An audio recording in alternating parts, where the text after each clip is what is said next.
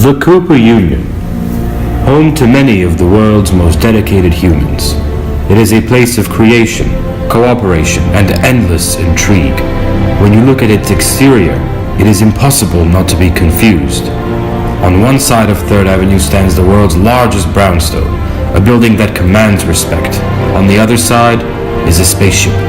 Or is it a helmet? Or is it just a zit on the forehead of Manhattan? Though it has changed drastically in recent years, embroiled in financial and internal political turmoil, the Cooper Union stands proudly and demonstrates its beauty and sophistication to all. Today we will observe the inner machinations of the Albert Nerkins School of Engineering. We will marvel at the wonders of the engineering school, the titillating contraptions of the mechanical engineers, the synthetic drug front provided by the chemical engineers, whatever it is that the electrical engineers do, and the civil engineers who are just along for the ride. This is Planet Cooper.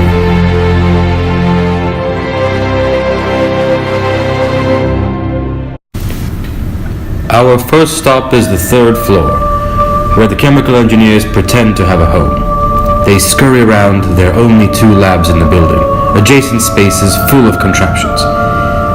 Here we can find senior chemical engineers, veterans of the trade. They stand around often surrounded by apparatuses that no one understands, not even them. Unlike many senior engineers, this species has no place to call home.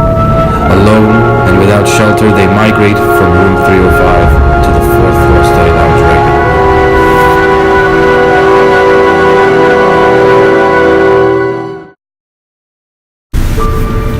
Next, we will visit the 7th floor, where the mechanical engineers make their home.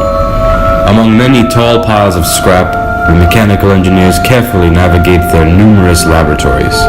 They scurry around looking for spare parts to combine as they make their most important contribution to society: the arcade box.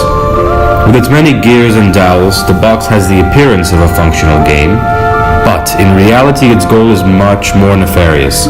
By tricking others into thinking they might have fun, the arcade box draws in an unsuspecting student and then breaks down entirely.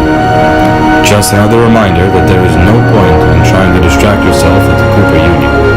Back to work goes the mechanical engineer.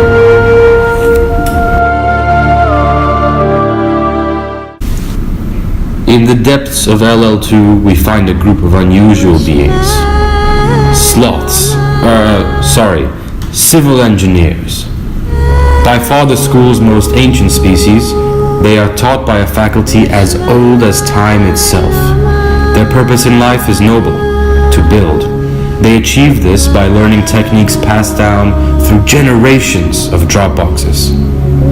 They are renowned through Cooper for their many methods. Though they usually exist harmoniously, there has been a divide between those that sweat profusely over their trade and those that prefer a less intensive method of success. Regardless of what the other species of Planet Cooper may think, the colony of civil engineers survives from the labor of a few in their pride. It is them that advance the species and keep it from descending into extinction. The handful of remaining civil engineers that still focus on their studies are strong, but are they strong enough to sustain them?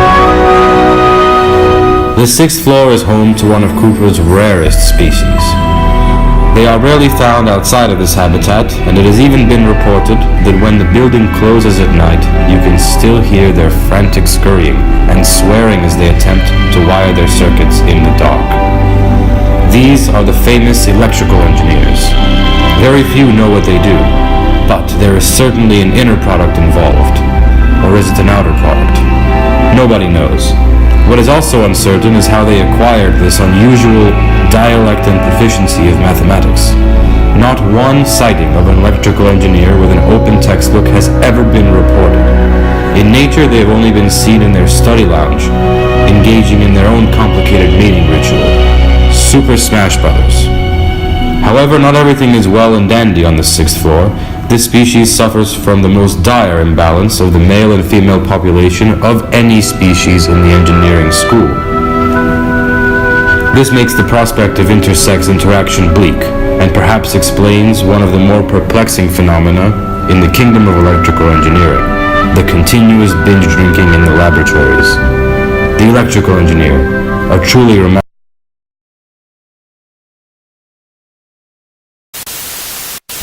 Didn't know that happened at 41 Cooper. Enough of Habitat, I need some humanity.